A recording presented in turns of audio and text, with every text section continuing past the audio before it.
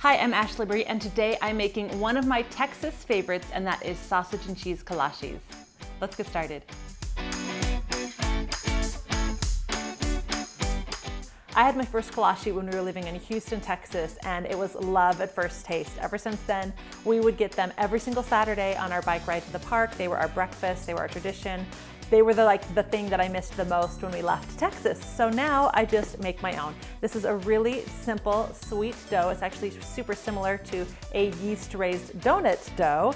And let's get started with that. So we're going to add our yeast and add our water. Now this water is at about 110 degrees Fahrenheit, and that's to help activate the yeast. Now another thing that I do is I take this sugar that I've measured out for later, and I'm just gonna grab 2 large pinches of it and add that to this as well, because the sugar will also help the yeast proof. So we're gonna leave this for 5 minutes and then add everything else. Now the yeast is proofed, it's all puffy, so it's time to add everything else. So we're going to add this warm milk, some salt, some melted butter that's been cooled so it's not too hot. We don't want to kill all that beautiful yeast. Some sugar.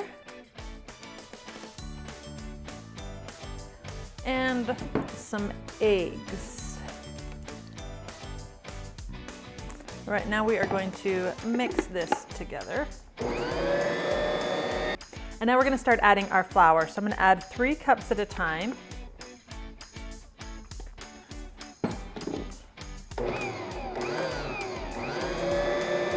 And now add the next 3 cups.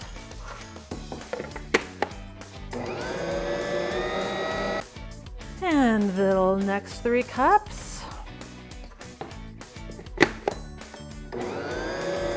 All right, now the dough is really sticky, and we want it sticky but not quite this sticky. So at this point, we have 2 more cups of flour, and I'm just gonna turn it on and add a little bit at a time, quarter, half a cup at a time, until the texture is where I want it.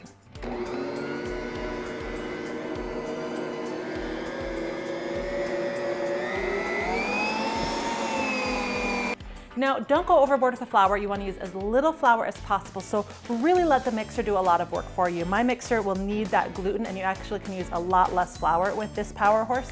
And so what I let it do is I let it knead for quite a while, and then if it's still just not coming together, then I add a little bit more flour and just watch it again a little bit longer. It should start climbing up the post and clean off the sides. I mean, that side is completely clean without even using a spatula. So now what we want to do is cover this and seal it nice and tight and let it rise for 2 hours. Now, if you do not have a lid on your mixer, just use some plastic wrap so that you can keep it nice and sealed so it doesn't dry out. So 2 hours or until doubled in size. All right, it's been 2 hours and you can see it's doubled nicely in size. Now we're gonna knock it down. And now I'm gonna cover it again, and I'm going to put it in the fridge, and that slows down the second rise, but still gives it time to develop the right flavor. We're gonna put it in the fridge for 4 hours or overnight. Obviously, this is the next day because I got my hair done, and the dough is nice and chilled, and it's actually quite firm. And now what we're gonna do is turn it into balls. We want each of these to be about 2.5 ounces. Now you can eyeball it, or you can use a scale. Pull some dough off, roll it into a ball, and weigh it. And this is just over 2.5 ounces, so I'm gonna go with it. And now we wanna let these dough balls rest and kind of warm up a little bit for 15 minutes. Time for the kolache filling. There are a ton of different options. Today I'm making what was our favorite when we were in Houston, and that is the meat and cheese kolaches. So I have pork with cheddar, cheddar and jalapeno. I have regular beef sausage that I've cut in half because it was a really big fat one. And then I have some lunch meat turkey. I've also sliced a bunch of cheese and a bunch of thin pieces of jalapeno, and we're gonna just kind of have some fun with these. So now our kolache dough is warmer and softer. Now I don't want to add a bunch of flour to this, but I do want to pat it out. So I'm going to put it in between 2 pieces of parchment paper, or just 1 piece folded in half. And I'm going to use that to be able to spread the dough out to the right thickness without just making a huge mess. So we're kind of going for a rectangular shape. And there we go. Now I'm gonna add a slice of cheese and one of the sausages. And we're gonna wrap this around, pinching the ends together. Now each of the kolaches are all wrapped up. We're gonna let them rise for 20 minutes. And during that time, we're gonna preheat the oven to 375. Now, as you can see on this side, these have poofed for 20 minutes and they're ready to go in the oven for 25 to 30 minutes. And these just came out. They look and smell amazing. So you can see they rise just a little bit more in the oven and they're all done.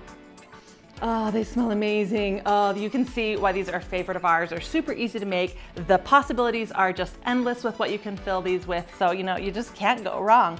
Don't forget to open up the description box down below. That is where the full recipe for the kolaches is gonna be. And also in that box are links to all my social media so that when you make these, and you wanna make these, trust me, you can tag me and let me know how it went. In the comments down below, it is summer, it is picnic season. Let me know what your favorite food to bring on a picnic is. I would love to hear it. And if you have any suggestions for fun, sweet, cool treats you want me to make this summer. And my favorite part, it is time to eat it. The biggest question is, which one do I try first? They're all so good. Look at that cheese just oozing out. I think that's the one I'm gonna go for.